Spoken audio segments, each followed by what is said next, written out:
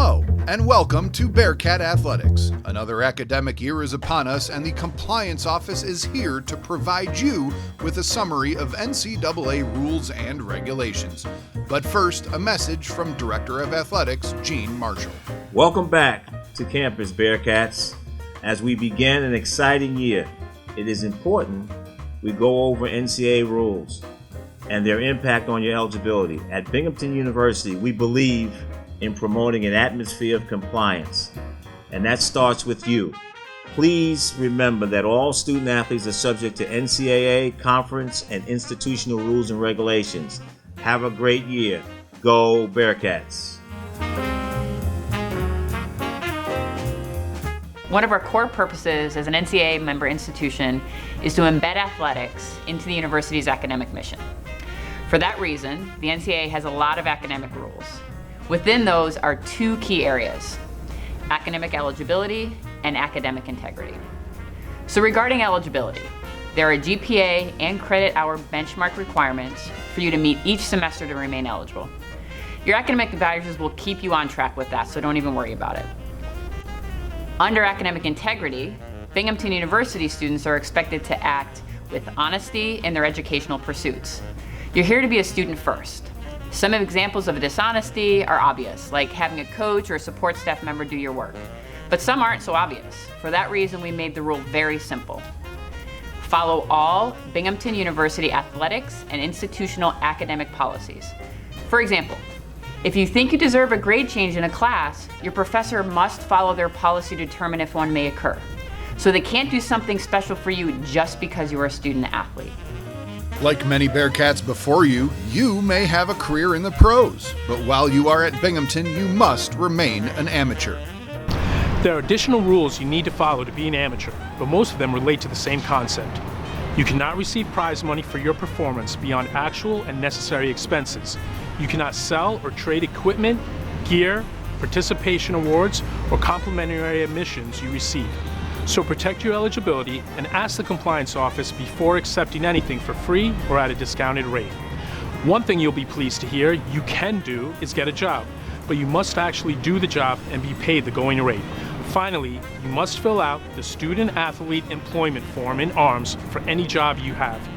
Agent activities also fall under the principle of amateurism, and there are strict rules related to what agents can and cannot do.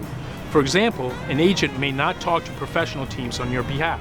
Protect your own eligibility by consulting with the compliance staff before you have any contact with an agent or anyone who works for an agent. When your sport is in season, the NCAA has limits on the amount of countable athletically related activities a student athlete may participate in their sport. These are set at a maximum of 4 hours per day, 20 hours per week, and you must have 1 day off per week. When your sport is out of season, CARA is limited to 8 hours per week with 2 days off each week. So what counts towards these hours? Any athletic activity you're required to do by your coaches or anything directed or observed by a coaching staff member.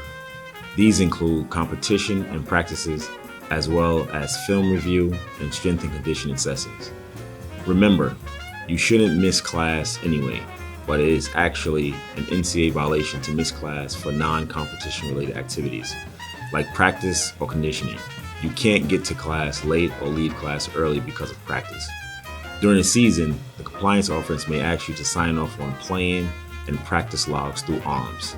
So review the logs before you sign them, and if you have a question about when your sport is in season, contact the compliance office. You can play a huge role in encouraging prospects to attend Binghamton University, but you cannot do it at the direction of your coaches, and you cannot do so publicly. So please do not recruit using your social media accounts where the public can see your conversations. For example, when a recruit is on their official visit, do not post pictures with those recruits. Finally, if you are asked to be a student host, please make sure you read and follow all athletic department rules relating to the visit. It's against NCAA rules to bet on collegiate and professional sports, so you cannot enter Super Bowl squares or March Madness bracket pools if there is an entry fee. Even fantasy sports, including daily leagues like DraftKings and FanDuel, are banned if there is an entry fee. While we're on the subject of gambling, you're also not allowed to pass on sensitive information regarding injuries or suspensions, which may be used to affect sports betting. If you break this rule, you risk your eligibility and may jeopardize any future eligibility in your sport. Student athletes at Binghamton are not allowed to be contacted by other NCAA institutions about transferring without first providing a written notification of transfer to Binghamton University.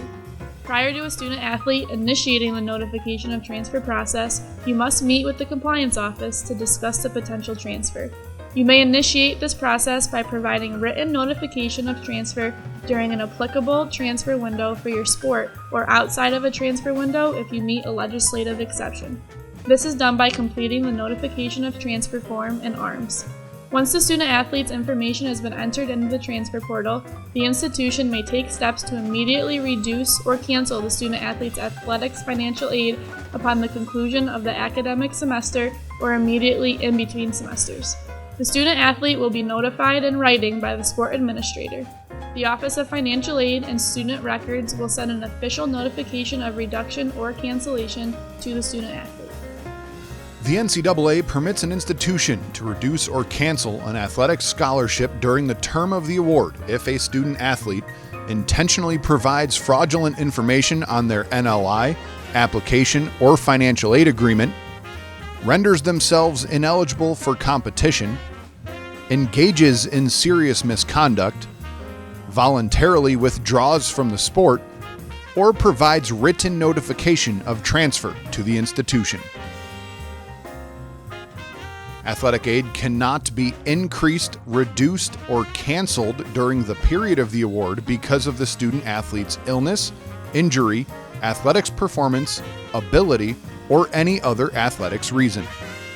If athletically related financial aid is canceled, reduced, or is not to be renewed, a student athlete is entitled to a prompt appeals hearing from a board outside of the athletics department. If you receive athletically related financial aid, please reference your athletics financial aid agreement for the full terms and conditions of the award. International students are subject to a withholding tax, which is billed to their student account. These students should plan accordingly.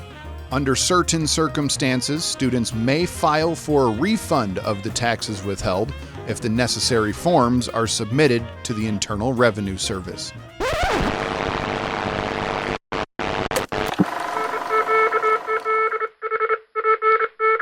Today I will be talking to you about drug testing. At this point, each of you has already signed a waiver and consent form within ARMS. There are two types of testing. The NCAA can come in with 1 day's notice to conduct any random tests. They contract through a company called Drug-Free Sport. Drug-Free Sport will bring in their own people to conduct these tests within the athletic department. They are primarily looking for any banned substances on the NCAA banned substance list. If you'd like to check and see what these substances are, you can go to the NCAA website and search banned substances. We can also conduct tests internally within the athletic department. The main purpose of these tests is as a deterrence program to prevent you from testing positive on the NCAA drug tests. We conduct tests randomly once a month. We work with a company called Evolution Consulting, which will send us a randomized list for student athletes to be tested that month. A coach can also request to have their entire team tested at any given time. An individual may also be tested based on reasonable suspicion. A cause for reasonable suspicion may include a police report, a room check in the dorms, or other reported concerns. If you have questions about what may be considered a banned substance, or if you're taking supplements and you're not sure about the ingredients, please talk to one of the members of the sports medicine staff or the sports performance staff. For additional information on our drug testing policies, please reference the Student Athlete Handbook. The NCAA ethical conduct rules require all of us in athletics to act with integrity and to be honest. Among other things, this means that if you are ever asked by a member of the compliance office or an NCAA investigator about a possible violation, you are required to tell the truth.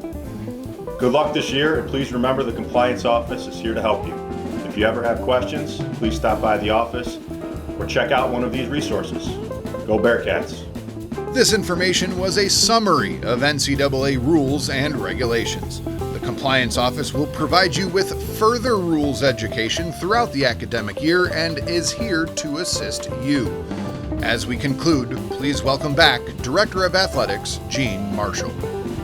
This is a lot of information, especially for you freshmen who have not come across these rules before. Please remember that you are role models and represent Binghamton University athletics. What you do on your respective playing surfaces, as well as what you do off, will be reviewed, discussed, and evaluated to a much greater degree because of your status as a Division I student athlete. The Compliance Office is here to help us in numerous ways, including maintaining eligibility and winning by the rules. Go Bearcats!